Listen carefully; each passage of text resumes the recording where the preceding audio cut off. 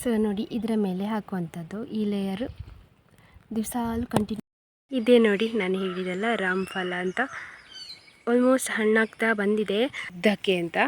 ಇದು ನೋಡಿ ಎಲೆ ತುಂಬ ಒಳ್ಳೇದು ಬಂದಿದೆ. ನಮ್ಮಲ್ಲಿ ಬಿಸಿಲು ಒಳ್ಳೇದು ಬೇಕು, ಇಲ್ಲಂತ ಹೇಳಿದರೆ ಹುಳ ಆಗುವ ಸಾಧ್ಯತೆ ಇರ್ತದೆ. ತಂದ್ವಿ, ಮತ್ತು ಇವತ್ತು ಇವರು ಬರುವಾಗ ತರಬೇಕಷ್ಟೇ. ನನಗೆ ಇಲ್ಲಿ ಹೋಗಲಿಕ್ಕೆ ಪುರ್ಸೋತಿರುವುದಿಲ್ಲಲ್ಲ. ಇಷ್ಟೇ ಮಾವಿನ ಹಣ್ಣು ಸಿಕ್ಕಿದ್ದು, ಜಾಸ್ತಿ ಸಿಗಲಿಲ್ಲ.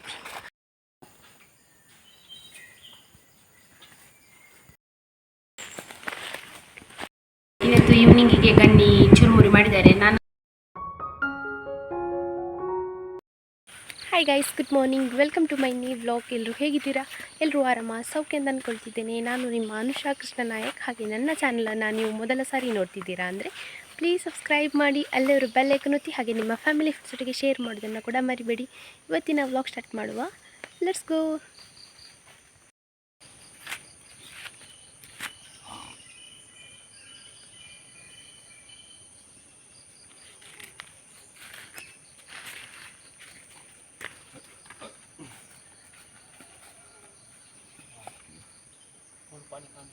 ಏಪ್ರಿಲ್ 28 ತಾರೀಕಿಗೆ ಯಾರ್ದೆಲ್ಲ ಬರ್ತ್ಡೇ ಉಂಟು, ನಿಮಗೆಲ್ಲರೂ ಕೂಡ ವಿಶ್ ಹ್ಯಾಪಿ ಬರ್ತ್ಡೇ. ಹುಟ್ಟುಹಬ್ಬದ ಆರ್ಥಿಕ ಶುಭಾಶಯಗಳು.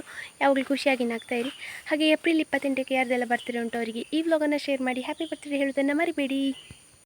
ನಾನು ಮತ್ತು ಗಣಿ ಬೆಳಿಗ್ಗೆ ತೋಟಕ್ಕೆ ಬಂದಿದ್ದೇವೆ ಸ್ಪ್ರಿಂಕ್ಲರ್ ಚೇಂಜ್ ಮಾಡಲಿಕ್ಕೆ. ಆಮೇಲೆ ಇಲ್ಲಿ ಸ್ಪ್ರಿಂಕ್ಲರ್ ಚೇಂಜ್ ಮಾಡಿ ಪಂಪ್ ಸ್ಟಾರ್ಟ್ ಮಾಡಿ ಸೊಪ್ಪೊಂದು ಕಡೆ ಅಪ್ಪ ಮಾಡಿಟ್ಟಿದ್ದಾರೆ. ನಿನ್ನೆ ಮಾಡಿದ್ದಲ್ಲೇ ಉಂಟು, ಅದನ್ನು ತಗೊಂಡು ಬರಬೇಕು. ಇಲ್ಲಿಂದ ಒಂದು ಸೋಗೆದು ಬಳ್ಳಿ ಮಾಡಿ ಕೊಂಡೋಗ್ಬೇಕು. ಮೊನ್ನೆ ಪುಚ್ಚಕ ಬಳ್ಳಿ ಮಾಡ್ತಿದ್ಲಲ್ಲ, ಅದೇ ಥರದೊಂದು ಬಳ್ಳಿ ಮಾಡಿ ಕೊಂಡೋಗಿ ಸೊಪ್ಪು ತಗೊಂಡು ಬಂದು ಹಾಕಿದರೆ ಮತ್ತು ನನಗೆ ಸೊಪ್ಪಿಗೆ ಹೋಗಬೇಕು ಅಂತ ಇಲ್ಲ. ಮತ್ತು ಇವರು ತಿಂಡಿ ಎಲ್ಲ ತಿಂದು ಆಫೀಸಿಗೆ ಹೋಗ್ತಾರೆ. ಹಾಗೆ ಈಗ ವ್ಲಾಗ್ ಹಾಕಲಿಕ್ಕೆ ಹೋಗಲಿಕ್ಕೆ ಎಲ್ಲ ಇಲ್ಲಲ್ಲ ನಮಗೆ. ಇಲ್ಲ ಅಂತ ಹೇಳಿದರೆ ಬೆಳಿಗ್ಗೆ ಹಾಲು ಕರೆದು ವ್ಲಾಗ್ ಹಾಕಿ ಬರುವಾಗಲೇ ಇಲ್ಲಿ ಸುಮಾರು ಹೊತ್ತಾಗ್ತಿತ್ತು. ಒಮ್ಮೊಮ್ಮೆ ನೆಟ್ವರ್ಕ್ ಇಲ್ಲದೆ ಎಷ್ಟು ಹೊತ್ತಾಗ್ತಿತ್ತು ಇವ್ರು ಬರುವಾಗ ಅಂತ ಹೇಳಿದರೆ. ನನ್ನದು ಸ್ಟ್ರಗಲ್ಸ್ ಎಲ್ಲ ಸುಮಾರು ಉಂಟು ಈ ವ್ಲಾಗ್ಸ್ ಹಾಕಲಿಕ್ಕೆ. ಇಲ್ಲಾಂದರೆ ಒಂದು ಕಡೆ ನೆಟ್ವರ್ಕ್ ಸಿಗಲಿಲ್ಲ ಅಂದರೆ ಇನ್ನೊಂದು ಊರಿಗೆ ಸಹ ಹೋಗಿ ಹಾಕ್ತಿದ್ದೆ. ಇವಾಗ ವೈಫೈ ಬಂದದ್ರಿಂದ ತುಂಬ ಅಂದರೆ ತುಂಬ ಸುಲಭ ಆಗ್ತದೆ. ಆ ಟೈಮನ್ನು ಉಳಿಸಿ ನಾವು ಬೇರೆ ಕೆಲಸ ಸಹ ಮಾಡಲಿಕ್ಕೆ ಆಗ್ತದೆ. ಬಜಾವ್ ತರಲಿಕ್ಕೆ ಆಗ್ತಿತ್ತು ಮೊನ್ನೆ ತನಕ. ಈಗ ಬಜಾವಿದು ಸೀಸನ್ ಮುಗಿದಿದೆ, ಹಾಗಾಗಿ ಬಜಾವಿಲ್ಲ. ಅದರ ಬದಲು ಸೊಪ್ಪಿನ ತರೋದು. ಹಾಗೆ ಸ್ಟಾಕ್ ಮಾಡಿದ್ದು ಉಂಟು, ಅದು ಮಳೆಗಾಲಕ್ಕೆ ಬೇಕು. ತುಂಬ ಜೋರು ಮಳೆ ಬರುವಾಗ ಹುಲ್ಲು ತರಲಿಕ್ಕೆ ಸೊಪ್ಪು ತರಲಿಕ್ಕೆಲ್ಲ ಕಷ್ಟ ಅಲ್ಲ.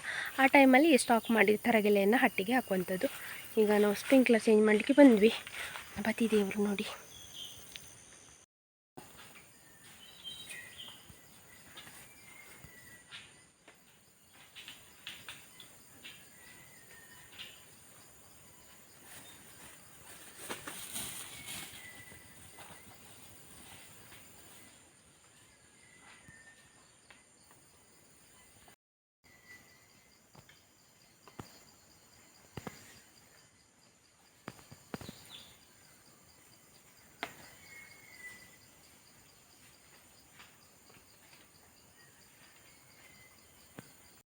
ಅಪ್ಪ ಇಲ್ಲಿ ಸೊಪ್ಪು ಕಟ್ ಮಾಡಿದ್ರು, ಹಾಗೆ ಅದನ್ನು ಕಟ್ಟಿದ್ವಿ. ಬೆಳಿಗ್ಗೆ ನೆಕ್ಕೊಂಡೋದ್ರೆ ಸುಲಭ ಅಂತ ಇದೊಂದು ಮಾವಿನ ಮರದ ಬುಡಕ್ಕೆ ಹೋಗಿ ಮಾವಿನ ಹಣ್ಣು ಎಕ್ಕೊಂಡು ಮನೆಗೆ ಹೋಗೋದು. ಎತ್ಕೊಂಡು ಬಂದಿದ್ದೀನಿ, ಎಷ್ಟು ಸಿಗ್ತದೆ ಅಂತ ನೋಡಬೇಕು. ಕೂರ ಬಂದು ಎಂತಕ್ಕೆ ಬಂದದ್ದು? ಚಾಯ್ ಆಯಿತಾ ಕೂರ? ಅಯ್ಯೋ, ಇವರಿಗೊಂದು ಕಷ್ಟ ಆಗ್ತದೆ. ಎಷ್ಟು ಗೊತ್ತುಂಟ ಊಟ ಮಾಡಲಿಕ್ಕೆ ಮೊಸರಿಲ್ಲ. ಮೊಸರು ಮೊನ್ನೆ ತಂದ್ವಿ, ಮತ್ತು ಇವತ್ತು ಇವರು ಬರುವಾಗ ತರಬೇಕಷ್ಟೇ. ನನಗೆ ಇಲ್ಲಿ ಹೋಗಲಿಕ್ಕೆ ಪುರ್ಸೋತಿರುವುದಿಲ್ಲಲ್ಲ. ಮೊಸರು ತಂದ ಮೇಲೆ ಊಟ ಮಾಡ್ತಾರೆ, ಇಲ್ಲಾಂದರೆ ಹಾಗೆಯೇ ಬಿಡೋದು. ಇಷ್ಟೇ ಮಾವಿನ ಹಣ್ಣು ಸಿಕ್ಕಿದ್ದು, ಜಾಸ್ತಿ ಸಿಗಲಿಲ್ಲ. ಒಂದೊಂದು ಸಲ ಸುಮಾರು ನನಗೆ ಸಿಕ್ಕಿತ್ತು. ಹಾಗೆ ಅದರಲ್ಲಿ ಒಂದು ಅಡಿಕೆ ಆಯಿತಾ, ಮತ್ತು ಇಷ್ಟು ಮಾವಿನ ಹಣ್ಣು, ಅದರಲ್ಲಿ ಸಹ ಕಪ್ಪು ಕಪ್ಪು ಎಲ್ಲ ಉಂಟು. ಅದನ್ನು ತೆಗೆದು ಯೂಸ್ ಮಾಡಲಿಕ್ಕೆ ಆಗ್ತದೆ. ಕಪ್ಪಂದು ಅದಕ್ಕಿಂತ ಪೆಟ್ಟಾದ ಅಂತ ಗೊತ್ತಿಲ್ಲ. ಹೋಗುವ.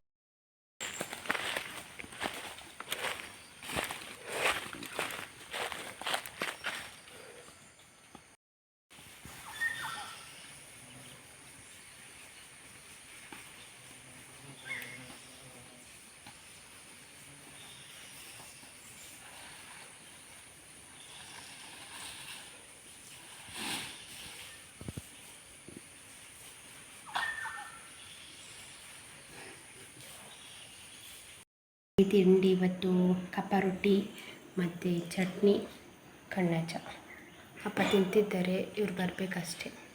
ಹೀಗೆ ಹೊಡಿತಾ ಇದ್ರಲ್ಲ, ಅದರದ್ದು ಕೆಲಸ ಮುಗೀತು, ಅವ್ರು ಹೋಗಿ ಕೂಡ ಆಯಿತು. ಈಗ ನಾನು ಇನ್ನೊಂದು ಮಾವಿನ ಮರದ ಬುಡಕ್ಕೆ ಹೋಗ್ತಾ ಇದ್ದೇನೆ. ಏನಂದರೆ ನಾನು ಮಳೆಗಾಲಕ್ಕೆ ಅಂತ ಹೇಳಿ ಒಂದು ರೆಸಿಪಿ ಮಾಡ್ತಾಯಿದ್ದೇನೆ. ಫಸ್ಟ್ ಟೈಮ್ ಮಾಡಿದ್ದು. ಮುಂಚೆ ನನ್ನ ಅಮ್ಮ ಮಾಡ್ತಾಯಿದ್ರು, ಹಾಗೆ ನನ್ನ ಅಜ್ಜಿ ಮನೆಯಲ್ಲೆಲ್ಲ ಮಾಡ್ತಾಯಿದ್ರಂತೆ. ಆದರೆ ನನಗೆ ಇಲ್ಲಿ ತನಕ ಅದರದ್ದು ಐಡಿಯಾ ಕೂಡ ಇರಲಿಲ್ಲ, ಮತ್ತು ಅಷ್ಟು ಮಾವಿನ ಹಣ್ಣು ಸಿಗ್ತಿರಲಿಲ್ಲ.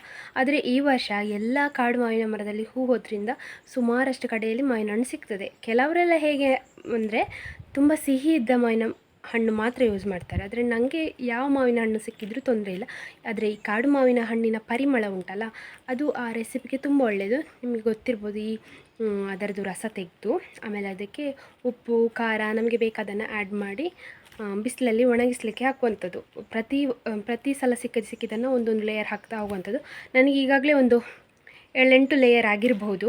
ನಾನು ಫಸ್ಟ್ ಸ್ಟಾರ್ಟಿಂಗಿಂದ 6 ಮಾವಿನ ಹಣ್ಣು 5 ಮಾವಿನ ಹಣ್ಣು ಹೀಗೆ ಜೋಡಿಸಿ ಈ ಥರ ಮಾಡಿದ್ದು. ಸೊ ಈಗ ಹಾಕಬೇಕು, ಬಿಸಿಲಲ್ಲಿ ಅದು ಒಣಗಬೇಕು, ಕಂಪ್ಲೀಟಾಗಿ ಒಣಗಬೇಕು. ಆಮೇಲೆ ಅದನ್ನು ಸ್ಟೋರ್ ಮಾಡಿ ಇಡಲಿಕ್ಕಾಗ್ತದೆ ಮಳೆಗಾಲಕ್ಕೆ, ಅಂದರೆ ಚಾಕ್ಲೇಟ್ ಥರ ತಿನ್ನುವಂಥದ್ದು.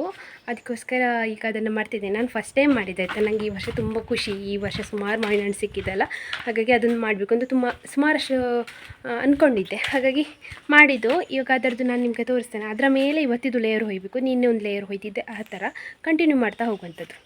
ಹಾಗೆ ಇವ ನೋಡಿ, ಜನ ಎಲ್ಲ ಖಾಲಿ ಆದ್ರಲ್ಲ, ಈಗ ಖುಷಿ. ಸೌಂಡ್ ಎಲ್ಲ ಹೋಯ್ತಲ್ಲ, ಈಗ ಹೊರಗೆ ಬಂದ ಮನೆಯಿಂದ. ನಾನು ಕೂಡ ಹೊರಗೆ ಬಂದಲ್ಲ ಅಂತೇಳಿ. ಓಯ್ ಕಜು ಎಂತ ಮಾಡೋದನ್ನ? ಓಯ್ ನೋಡಿ, ನಾನು ಇದಕ್ಕೆ ಮಾವಿನ ಹಣ್ಣಿನ ರಸಕ್ಕೆ ಉಪ್ಪು, ಮೆಣಸಿನ ಪುಡಿ ಮತ್ತು ಬೆಲ್ಲ ಮತ್ತು ಕರಿಮೆಣಸು ಹಾಕ್ತೇನೆ. ಕೆಲವೊಮ್ಮೆ ಕರಿಮೆಣಸು ಗ್ರೈಂಡ್ ಆಗಲಿಲ್ಲ ಆದರೆ ಹೀಗೆ ಉಳಿತದೆ, ಒಂದು ರೇರ್ 4-5 ಹಾಗೆ ಉಳಿತದೆ. ಇದು ಸುಮಾರಷ್ಟು ದೊಡ್ಡ ಲೇಯರ್ ಆಗಿದೆ ಆಯಿತಾ, ನಿಮಗೆ ಗೊತ್ತಾಗಲಿಕ್ಕಿಲ್ಲ. 6-7 ಲೇಯರ್ ಉಂಟು ಇದರಲ್ಲಿ. ದಿಸಾಲು ಹಾಕೋದು. ಆದರೆ ನನಗೆ 2-3 ದಿವಸದಿಂದ ಬಿಸಿಲಿಲ್ಲಾದರೆ ಇದು ವರ್ಕೌಟ್ ಆಗೋದಿಲ್ಲ. ಬಿಸಿಲು ಒಳ್ಳೆಯದು ಬೇಕು, ಇಲ್ಲಂತೇಳಿದರೆ ಹುಳ ಆಗುವ ಸಾಧ್ಯತೆ ಇರ್ತದೆ. ಹಾಗೆ ಯಾರಾದರೂ ಮಾಡಿದರೆ ಹೇಳಿ. ಜಾಸ್ತಿ ಬ್ರಾಹ್ಮಿನ್ಸ್ ಮಾಡ್ತಾರೆ ಆಯಿತಾ, ನನಗೆ ಗೊತ್ತುಂಟು. ಯಾಕಂದರೆ ನಾವು ಮುಂಚೆ ನನ್ನ ಅಪ್ಪ ಒಂದು ಮನೆ ಕೆಲಸಕ್ಕೆ ಹೋಗ್ತಿದ್ರು ಅಂತ ಹೇಳಿದೆಯಲ್ಲ, ಅಲ್ಲಿ ಕೊಡ್ತಾಯಿದ್ರು ನಮಗೆ ತಿನ್ನಲಿಕ್ಕೆ ಇದನ್ನು. ಇವಾಗ ತೋರಿಸಿದಲ್ಲ, ಅದಕ್ಕೆ ಮಾಂಬಳ ಅಂತ ಹೇಳೋದು. ಹೇಗೆಂದರೆ ಈ ಕಾಡು ಮಾವಿನ ಹಣ್ಣಿನ ಪ್ಯೂರ್ ರಸ ಉಂಟಲ್ಲ, ಅದಕ್ಕೆ ನೀರೆಲ್ಲ ಎಂತ ಆ್ಯಡ್ ಮಾಡಲಿಕ್ಕಿಲ್ಲ. ಬರೀ ಸಿಗುವ ರಸಕ್ಕೆ ಉಪ್ಪು, ಹುಳಿ, ಖಾರ ನಿಮಗೆ ಬೇಕಾದ್ದನ್ನು ಆ್ಯಡ್ ಮಾಡಿ, ಸ್ಪೈಸಸ್ ಕೂಡ ಆ್ಯಡ್ ಮಾಡ್ಬೋದು. ನಾನು ಕರಿಮೆಣಸು ಆ್ಯಡ್ ಮಾಡಿದ್ದೇನೆ, ಯಾಕಂದರೆ ಮಳೆಗಾಲದಲ್ಲಿ ಶೀತ ಅದೆಲ್ಲ ಆಗ್ತದಲ್ಲ, ಅದಕ್ಕೋಸ್ಕರ ಕರಿಮೆಣಸು ಅಪ್ಪ ಆ್ಯಡ್ ಮಾಡಲಿಕ್ಕೆ ಹೇಳಿದ್ದು. ಅದಕ್ಕೋಸ್ಕರ ಕರಿಮೆಣಸು ಡೈಲಿ ಆ್ಯಡ್ ಮಾಡ್ತೇನೆ. ನಮ್ಮಲ್ಲಿ ಹೇಗೂ ಫ್ರೀಯಾಗಿ ಉಂಟಲ್ಲ ಹಾಗೆ. ಸೊ ಇದು ಉಂಟಲ್ಲ, ಲೇಯರ್ ಆಗ್ತಾ ಹೋದಾಗೆ ಕಪ್ಪು ಆಗ್ತಾ ಹೋಗ್ತದೆ, ಒಣಗ್ತಾ ಹೋದಾಗೆ. ಮತ್ತು ಇನ್ನು ನನಗೆ ಕೆಲವರೆಲ್ಲ ಹೇಳ್ತೀರಾ, ಅಯ್ಯೋ ಅದು ಹಾಗೆ ಉಂಟು ನೋಡಲಿಕ್ಕೆ, ಹೀಗೆ ಉಂಟು ಅಂತ. ಬಟ್ ನನಗೆ ಇದು ತುಂಬ ಇಷ್ಟ ಆಯಿತಾ. ಮುಂಚೆ ಶಾಲೆಯಲ್ಲಿ ಯಾರಾದರೂ ತರ್ತಾರಾ ಅಂತ ಕಾಯ್ತಾ ಇದ್ದೆ ನಾನು. ಅಂದರೆ ನಮ್ಮಲ್ಲಿ ಯಾರು ಮಾಡಲಿಕ್ಕೆ ಇರಲಿಲ್ಲಲ್ಲ ಚಿಕ್ಕ ಇರುವಾಗ, ಹಾಗೆ. ಅದಕ್ಕೆ ತುಂಬ ಬಿಸಿಲು ಬೇಕು, ಬಿಸಿಲಿದ್ದರೆ ಮಾತ್ರ ಒಣಗೋದು. ಮತ್ತು ಬೇರೆ ಎಲ್ಲ ಕಡೆ ಒಣಗಿಸ್ಲಿಕ್ಕೆ ಆಗೋದಿಲ್ಲ. ಅದನ್ನು ಒಳ್ಳೆ ಬಿಸಿಲಲ್ಲಿ ಒಣಗಿಸಿದ್ರಷ್ಟೇ ಅದು ಒಳ್ಳೆದಿರ್ತದೆ. ಮತ್ತು ನಾನು ಲಾಸ್ಟ್ ಇಯರ್ ಮಾಡಲಿಕ್ಕೆ ಟ್ರೈ ಮಾಡಿದ್ದೆ, ಅದು ಕಸಿ ಮಾವಿನ ಹಣ್ಣಿದ್ದು. ಅದಷ್ಟು ಒಳ್ಳೆ ವರ್ಕೌಟ್ ಆಗಲಿಲ್ಲ, ಯಾಕಂದರೆ 2 ಲೇಯರ್ ಆಗುವಷ್ಟರಲ್ಲಿ ಮಳೆ ಬರಲಿಕ್ಕೆ ಶುರುವಾಯಿತು. ಆದರೆ ಈ ಕಾಡು ಮಾವಿನ ಹಣ್ಣು ಉಂಟಲ್ಲ, ಒಳ್ಳೆ ಬಿಸಿಲಲ್ಲಿ ಹಣ್ಣಾಗೋದ್ರಿಂದ ನಮಗೆ ಈ ಥರ ಪ್ಯೂರಿ ಮಾಡಿ ಬಿಸಿಲಲ್ಲಿ ಒಣಗಿಸಲಿಕ್ಕೆ ಸುಲಭ. ಇನ್ನೂ ಸಹ ನಮ್ಮ ಮನೆಯಲ್ಲಿ ಕೆಲವು ಹಣ್ಣುಂಟು, ಮಾವಿನ ಹಣ್ಣು ಹಣ್ಣಾಗಲಿಲ್ಲ. ಅದು ಹಣ್ಣಾಗೋ ಟೈಮಲ್ಲಿ ಮಳೆ ಬರ್ತದೆ, ಮಳೆಗಾಲದಲ್ಲಿ ಒಣಗಿಸ್ಲಿಕ್ಕೆ ಆಗೋದಿಲ್ಲಲ್ಲ. ಒಣಗಿಸ್ಲಿಕ್ಕೆ ಆಗಲಿಲ್ಲ ಅಂದರೆ ಅದರಲ್ಲಿ ಹುಳಗಳು ಬರಲಿಕ್ಕೆ ಸ್ಟಾರ್ಟ್ ಆಗ್ತದೆ. ಅದಕ್ಕೋಸ್ಕರ ಇದನ್ನು ಮಾಡಲಿಕ್ಕೆ ನನಗೆ ತುಂಬ ಖುಷಿ ಮತ್ತು ಇಂಟ್ರೆಸ್ಟ್. ಮಳೆಗಾಲಕ್ಕೆ ಸ್ಟಾಕ್ ಮಾಡಿ ಇಡಲಿಕ್ಕೆ ಆಗ್ತದಲ್ಲ ಅಂತ ಹೇಳಿ. ಹಾಗೆ ನೀವು ಯಾರಾದರೂ ಮಾಡಿದ್ದೀರಾ ಅಂತ ನನಗೆ ಹೇಳಿ ಕಮೆಂಟಲ್ಲಿ ಆಯಿತಾ. ಇವನು ಗೇಟ್ ಕಾಯಿದೆ ನಮ್ಮ ಶಂಭು. ನಾನು ಇವಾಗ ಮಾವಿನ ಹಣ್ಣು ಹೆಕ್ಲಿಕ್ಕೆ ಹೋಗಿದ್ದೆಲ್ಲ, ಇಷ್ಟು ಸಿಕ್ಕಿತ್ತು ನನಗೆ. ಆಗ ತೋರಿಸ್ಲಿಕ್ಕೆ ಮರೀತು. ನಾನು ಕ್ಲೀನೆಲ್ಲ ಮಾಡಿ ಅದರಲ್ಲಿರೋದು ಒಳ್ಳೆಯದನ್ನು ಸೆಲೆಕ್ಟ್ ಮಾಡಿ ಈಗ ಇದರ ಸಿಪ್ಪೆ ತೆಗೆದಿಟ್ಟಿದ್ದೇನೆ. ಆಮೇಲೆ ಇದನ್ನೀಗ ಸ್ಮ್ಯಾಶ್ ಮಾಡೋದು. ಮುಂಚಿನವ್ರು ಏನು ಮಾಡ್ತಿದ್ರು ಅಂದರೆ, ಈ ಕಡೆಯುವ ಕಲ್ಲು ಉಂಟಲ್ಲ ಅದರಲ್ಲಿ ಹಾಕಿ ಗುದ್ದಿದ್ರಂತೆ. ಆಮೇಲೆ ಅದರಲ್ಲಿ ಬರುವ ರಸವನ್ನು ತೆಗೆದು ಅದಕ್ಕೆ ಆ್ಯಡ್ ಮಾಡಬೇಕಾದ್ದನ್ನು ಮಾಡಿ ಮತ್ತು ಒಣಗಲಿಕ್ಕೆ ಹಾಕ್ತಿದ್ರು. ಆದರೆ ನಾನು ಇವಾಗ ಇದರದ್ದು ಪೂರ್ತಿ ರಸ ತೆಗೆದು ಮತ್ತು ಮಿಕ್ಸಿಗೆ ಹಾಕ್ತೇನೆ. ಮಾವಿನ ಹಣ್ಣಿದು ಪ್ಯೂರಿ ತೆಗೆದಾಯಿತು. ಆಮೇಲೆ ಇದಕ್ಕೆ ನಾನು ಉಪ್ಪು ಮತ್ತು ಮೆಣಸಿನ ಪುಡಿ, ಪೆಪ್ಪರ್, ಆಮೇಲೆ ಸಕ್ಕರೆ ಸ್ವಲ್ಪ ಹಾಕ್ಕೊಂಡಿದ್ದೇನೆ. ಯಾಕಂದರೆ ನನಗೆ ಸಿಹಿ ಸ್ವಲ್ಪ ಬೇಕು. ಇದು ಸ್ವಲ್ಪ ಹುಳಿ ಮಾವಿನ ಹಣ್ಣು, ಹಾಗಾಗಿ ಸ್ವಲ್ಪ ಸಿಹಿ ಬೇಕು ಅಂದರೆ ಬೆಲ್ಲ ಇಲ್ಲದ್ರೆ ಸಕ್ಕರೆ ಆ್ಯಡ್ ಮಾಡ್ಕೊಳ್ಬೇಕು. ಇದು ನನಗೆ ಇಷ್ಟ. ನಿಮಗೆ ಬೇಕಾದ ಸ್ಪೈಸಸ್ ಆ್ಯಡ್ ಮಾಡ್ಕೊಳ್ಬೋದು. ಕೆಲವರು ಜೀರಿಗೆ ಹಾಕ್ಕೊಳ್ತಾರೆ, ಇನ್ನು ಕೆಲವರು ಏಲಕ್ಕಿ ಹಾಕ್ಕೊಳ್ತಾರೆ, ಹಾಗೆಲ್ಲ ಡಿಪೆಂಡೆಂಟ್. ನಾನು ಇಷ್ಟೇ ಹಾಕ್ಕೊಳ್ಳುವಂಥದ್ದು.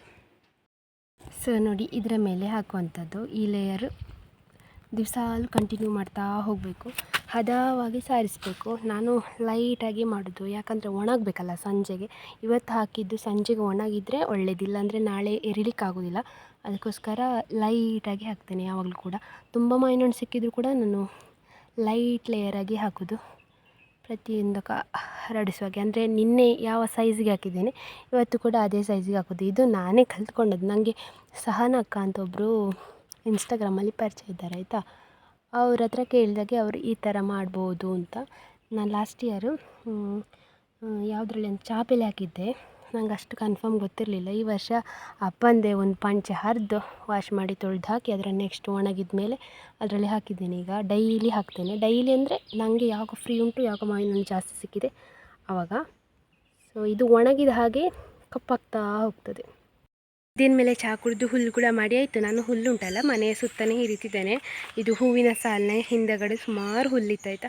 ಈ ಹುಲ್ಲಿಂದ ನನ್ನ ಹೂವು ಗಿಡ ಎಲ್ಲ ಹಾಳಾಗ್ತಂತೇಳಿ ಮೊದಲಿಗೆ ಅದನ್ನೆಲ್ಲ ಹಿರಿತು. ಆಮೇಲೆ ತರಕಾರಿ ಸೈಡ್ ಇದ್ದದ್ದು, ಮಾವಿನ ಗಿಡ ಹತ್ತಿರ ಇರೋದು ಎಲ್ಲ ಅಲ್ಲಿ ಬ್ಯಾಕ್ಗ್ರೌಂಡಲ್ಲಿ ಹುಲ್ಲುಂಟಲ್ಲ ಅದೆಲ್ಲ ಹಿರಿದಿದೆ. ಆದರೆ ಈ ವರ್ಷದ್ದು ಲಾಸ್ಟ್ ರಾಮಫಲ ಉಂಟಾಯ್ತಾ, ದೊಡ್ಡದಾಗಿದೆ, ನನ್ನ ಕೈ ಅಷ್ಟು ದೊಡ್ಡದುಂಟು. ಹಣ್ಣು ಕೂಡ ಆಗಲಿಕ್ಕೆ ಆಗಿದೆ. ನಾನು ಅದು ಪೂರ್ತಿ ಅದರಲ್ಲಿ ಹಣ್ಣಾಗಲಿ ಅಂತ ಕಾಯ್ತಿದ್ದೇನೆ, ಕೊಯ್ಯೋದು ಬೇಡ ಅಂತ. ಪಿಂಕ್ ಆಗಿದೆ ಆಯಿತು. ಅದನ್ನು ನಿಮಗೆ ತೋರಿಸ್ಬೋದು ಅಂದ್ಕೊಂಡೆ. ಈ ವರ್ಷದ್ದು ಕೊನೆಯದು, ಇನ್ನಿಲ್ಲ ಅದರಲ್ಲಿ, ಮುಗೀತು. ಇನ್ನು ಬರುವ ವರ್ಷಕ್ಕೆ ಈ ಗಿಡದಲ್ಲಿ ಆಗ್ತದೆ ಇಲ್ಲ ಅಂತ ಗೊತ್ತಿಲ್ಲ, ಯಾಕಂದರೆ ಅದರ ಸೈಡಿದ್ದ ಬ್ರ್ಯಾಂಚಸ್ ಎಲ್ಲ ಕುಂಬಾಗಿ ಸತ್ತು ಹೋಯಿತು. ಇನ್ನು ಈ ವರ್ಷ ಹೂ ಹೋಗ್ತದ ಮಳೆಗಾಲದಲ್ಲಿ ಅಂತ ಗೊತ್ತಿಲ್ಲ. ಆದರೆ ಅದು ಮಳೆಗಾಲದಲ್ಲಿ ಹೂ ಹೋಗಿ ಇಷ್ಟು ಚಿಕ್ಕ ಕಾಯಿಯಾಗಿ ಈಗ ಇನ್ನೂ ಸಿಗುವಂಥದ್ದು. ಫೆಬ್ರವರಿಯಿಂದ ಸಿಗಲಿಕ್ಕೆ ಶುರುವಾಗ್ತದೆ.